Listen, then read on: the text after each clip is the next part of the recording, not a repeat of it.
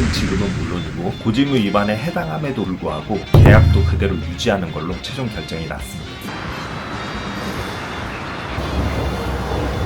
이렇게 부활 계약을 하면 기존에 있었던 2세대나 3세대의 보장을 계속 받을 수 있다는 게 핵심이에요. 이 의뢰를 하신 분은 부산에서 치료를 받으셨어요. 인천에도 치료한 병원이 있어서 인천 가는 거죠. 지난주까지만 해도 진짜 온몸에 땀이 나서 일을 제대로 해결하기 위해서는 어디라도 가는 게 맞다고 생각합니다. 부드러운 커피 한 잔의 여유 좋네요. 오늘은 또 어떤 사건을 해결할 수 있을까요? 이번엔 어떤 사건이 들어왔나요? 실손보험 고지의무 위반 건이에요. 부활 계약이라고 들어보셨어요? 부활 계약이요? 처음 들어보는 것 같아요. 어떤 거냐면 보험료를 납부하지 않으면 밀리게 되면 어느 순간 그 계약이 해지되거든요. 근데 완전한 해지는 아니고 그 상태를 실효라고 해요. 실효 상태에서 보험회사에 다시 보험료를 밀렸던 보험료랑 같이 내면서 부활을 신청할 수가 있어요. 그렇게 해서 다시 살아난 계약을 부활 계약이라고 하는데 이때의 장점은 실손보험이 세대가 있잖아요. 그래서 지금 가입하면 4세대로 가입을 해야 되지만 이렇게 부활 계약을 하면 기존에 있었던 2세대나 3세대의 보장을 계속 받을 수 있다는 게 핵심이에요. 그런데 이렇게 부활 계약을 한 경우에도 처음 가입할 때랑 똑같이 고지의무 위반에 대해서 질문지상 답변을 해야 되는데요. 대체로는 이런 거예요. 이 치료 기간이라고 하죠. 그러니까 해지 때부터 다시 부활하는 동안의 기간에 치료한 내역이 있었냐, 뭐 진단받은 게 있었냐, 이런 게 있었는지를 보통은 질문표로 체크를 합니다. 가입할 때 보험회사에서 그 질문표를 보고 가입을 받아주지 그걸 구체적으로 더 확인을 하진 않거든요. 그런 상태에서 이분이 몇 달 지나지 않아서 후 수술을 하신 경우예요. 보험회사에서는 이 치료기간에 다른 치료를 받았던 게 있진 않으실까? 이 부분을 확인하려고 현장 조사를 하신 건이고, 고객님이 저희에게 의뢰를 하셔서 독립손해사정사를 통해서 물받음이 진행하고 있는 사고예요. 가시죠. 날씨가 그래도 많이 시원해졌네요.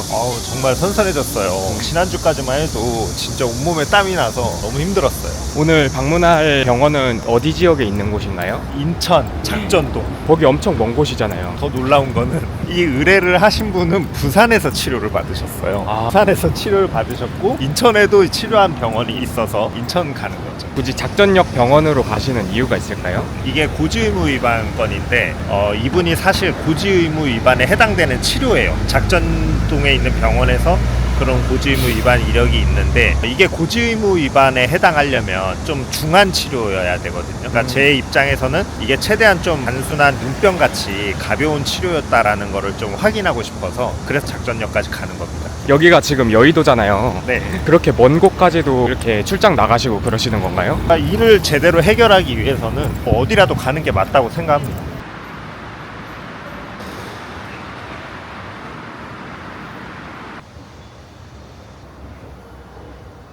작전역 도착했네요. 예. 지하철 2번 갔다고. 고생하셨습니다. 네.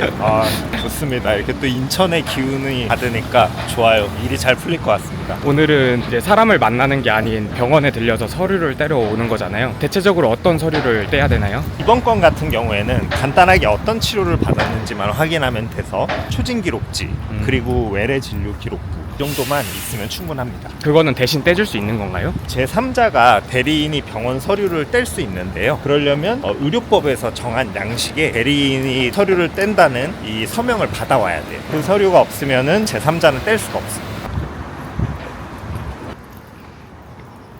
병원이 생각보다 작네요. 이번 건은 여기 병원에서 받은 치료 자체가 이슈가 아니라 고지의무 위반 조사 과정에서 어떤 치료 받았는지라서 좀 여긴 좀 작은 개인 병원이네요. 어떤 분이 본인이신 거예요?